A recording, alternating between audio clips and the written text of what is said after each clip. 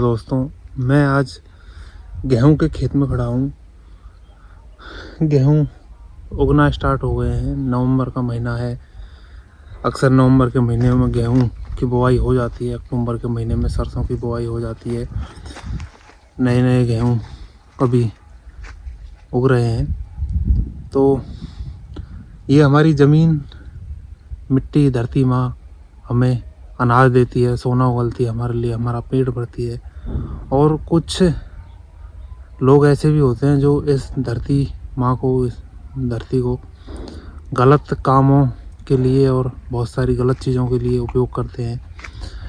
एक व्यक्ति होता है जो अपने घर के आंगन में एक जेसीबी से गड्ढा खुदवाता है, और गड्ढा जब खुदवा रहा था तो आस पड़ोस की भीड़, बहुत सारे लोग, लेकिन दोपहर में भरे दिन में अगर वो कोई ऐसे कोई काम करता है, कोई गड्ढा खुदवाता है, तो कुछ लोग जो वहाँ मौजूद होते हैं वो इतना शक भी नहीं करते और कोई सवाल या कुछ ऐसा नहीं होता, क्योंकि वो सबके सामने होता है, चाहे वो उसको जिस भी काम में बाद में ले।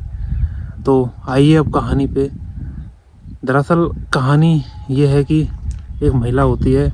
महिला का नाम अनीता चौधरी, उम्र लगभग 26 वर्ष, जोधपुर शहर की रहने वाली, राजस्थान के जोधपुर की, जिसे हम ब्लू सिटी के नाम से भी जानते हैं, नीले घरों का शहर। तो अनीता चौधरी एक ब्यूटी पार्लर चलाती थी जोधपुर की एक अच्छी खासी जगह पर। अनीता का ब्यूटी पार्लर, सब कुछ ठीक ही चल रहा था। अचानक एक दिन अनीता हर रोज़ की तरह एक दिन दोपहर में अपने महिला साथी से कह के गई थी कि तुम रुको, यहाँ काम करो, मैं कुछ देर में आती हूँ।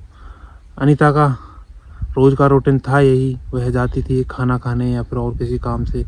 वह 2 ढाई 3 घंटे में लगभग आ जाती थी। तो कोई नई बात थी नहीं। असिस्टेंट उसकी जिससे कह के गई थी, जो उसके पार्लर में काम करती थी, उसने भी कुछ सोचा नहीं, ना अनीता को कुछ पता था कि उसके साथ कुछ ऐसा होने वाला है। तो फिर 2.5-3 घंटे गुजरने के बाद जब अनीता नहीं लौटती है तो वह उसकी पार्लर में काम करने वाली उसके पति को उसको फ़ोन करती है। जब उसका फ़ोन बंद आता है तो वह उसके पति को फ़ोन करती है और पति से कहती है कि मैडम 2 घंटे 3 घंटे से गई हैं और आज आई नहीं है। पति अनीता को फ़ोन करता है। अनीता का फ़ोन स्विच ऑफ आता है। पति इधर उधर फ़ोन करता है जानने वालों को, सबको, हर तरफ से सबकी ना होती है। अब धीरे धीरे शाम हो गई, शाम से रात हो गई। रात होने के बाद फिर भी वह ढूंढ रहा है, ट्राई कर रहा है, कुछ हुआ नहीं। शाम से रात हो जाती है, पति ढूंढता रहता है, कहीं नहीं मिलती, हर तरफ से मना ना। फिर ऐसे ऐसे करके सुबह हो जाती है, अनीता फिर भी घर नहीं लौटती। फिर अगले दिन पति सोचता है कि चलो पुलिस में चला जाए, रिपोर्ट लिखवाई जाए। पति पुलिस स्टेशन जाता है, रिपोर्ट दर्ज करवाता है। पुलिस अनीता को ढूंढने लग जाती है। पुलिस हर तरफ ढूंढती है, पुलिस पूछताछ करती है, लेकिन कहीं कोई सुराग नहीं। फिर अनीता जब गई थी तो ऑटो में बैठ के गई थी, तो पुलिस वहाँ के ब्यूटी पार्लर के आसपास के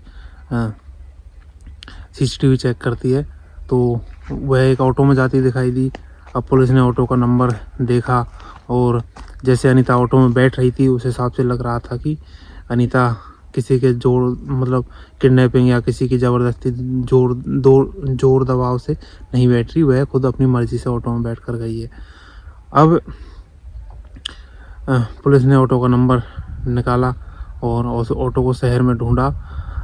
काफ़ी मशक्क़त के बाद ऑटो आखिरकार मिल जाता है। ऑटो से वाले से पूछा जाता है कि भाई आप उस महिला को कल कहाँ छोड़ के आए थे।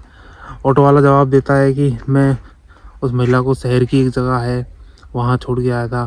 फिर उसके पति से पूछा जाता है कि भाई वहाँ क्यों गई होगी, आपकी कोई रिश्तेदार है और कोई जानने वाला। फिर पति ना कर देता है कि उसका कोई जानने वाला उस जगह पे वहाँ आसपास नहीं है। लेकिन बाद में फिर पति को याद आता है कि हाँ, एक शख्स है जो कि ड्राई क्लीन शॉप चलाता है और ब्यूटी पार्लर के बिल्कुल सामने उसकी दुकान है, और हम उसे करीब 25 साल से जानते हैं, क्योंकि दोनों की, इनका ब्यूटी पार्लर और दुकानें करीब बहुत 20-25 साल पुरानी थी। तो ये थोड़ा बहुत जानते थे एक दूसरे को और आते जाते भी रहते थे आसपास। फिर पुलिस ने उस उस वक्त शख्स का नाम था गुलामुद्दीन। गुलामुद्दीन को पुलिस ने ढूंढा, गुलामुद्दीन कहीं मिला नहीं। फिर सारे गुलामुद्दीन के पुलिस घर गई। घर जाके गुलामुद्दीन फरार था। गुलामुद्दीन की बीवी मिली, तो उसकी बीवी से जब पूछताछ की गई तो फिर पहले तो बीवी ने मना कर दिया, फिर बाद में बीवी कहती है कि हाँ वो हमारे यहाँ आई थी और लेकिन उसी दिन चली गई। फिर पुलिस ने सख्ती से पूछताछ की तो उसकी पत्नी ने बताया कि यहाँ ये आंगन में ज़मीन पड़ी है, इसको आप खोदो, आपके सारे सवालों का जवाब मिल जाएगा।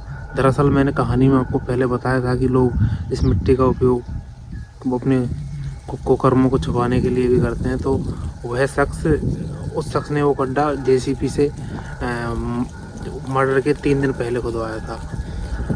तो फिर जब पुलिस खुदाई करती है तो करीब 10 फीट गहराई में जाके अनीता की लाश मिलती है। जब फिर पुलिस लाश को निकाल के पोस्टमार्टम वगैरह के लिए भेजती है। अब गुलामुद्दीन की पत्नी से फिर पुलिस पूछताछ करती है कि भाई ये क्यों, क्या, कैसे किया। तो उसकी पत्नी ने बताया कि भाई दरअसल सब कुछ ठीक चल रहा था और गुलामुद्दीन का ड्राई क्लीन का धंधा भी अच्छा चल रहा था। तो करीब 5-6 साल पहले गुलामुद्दीन को जुए की गंदी लत लग गई। जुए की गंदी लत के कारण वह करीब 10-12 लाख रुपए कर्ज में जा चुका था। अब उसे कर्ज चुकाने का कोई और रास्ता दिखाई नहीं दिया। बहुत सोचने के बाद उसने सोचा कि जो उसने एक बार अनीता को देखा, अनीता अक्सर अच्छे अच्छे गहने, ज्वेलरी और वो पहन के रखा करती थी। अब उसके मन में आइडिया आया कि क्यों ना अनीता चौधरी की ज्वेलरी लूट ली जाए और कुछ होगा तो शायद मर्डर भी कर देंगे। यही प्लान के साथ उसकी बीवी भी उसमें शामिल हो गई। फिर जिस दिन ये वाक़या हुआ, जिस दिन उसने अनीता चौधरी को फ़ोन करके घर पे बुलाया और उस दिन इत्तेफाक से अनीता ने बहुत ज़्यादा गहने पहने नहीं हुए थे, थोड़े बहुत गहने पहने हुए थे। फिर भी उसने अगली बारी का इंतज़ार नहीं किया और उस दिन ही गहने वगैरह छीन के उसका मर्डर कर दिया। अब बीवी कहती है ये, लेकिन जब तक गुलामुद्दीन पकड़ में नहीं आएगा और पुलिस उसे हिरासत में नहीं लेगी तब तक सच हो सकता है कुछ और हो, क्योंकि उस दिन उसने सोना पहना नहीं था, थोड़े बहुत सोना था। तो गुलामुद्दीन ने आखिर इंतज़ार क्यों नहीं किया अगले टाइम का, या फिर कुछ और वजह थी, कुछ और एंगल था, किसी और बात पे लड़ाई थी। ये सब अभी जब तक गुलामुद्दीन पकड़ा नहीं जाता तब तक राज ही रहेगा। और अगर वो पकड़ा जाएगा और हमें खबर मिलेगी तो हम आपको आगे की कहानी ज़रूर बताएंगे। तो जब तक के लिए जय हिंद, नमस्कार। और हमारे यूट्यूब चैनल को सब्सक्राइब कीजिए और हमें सपोर्ट कीजिए। धन्यवाद।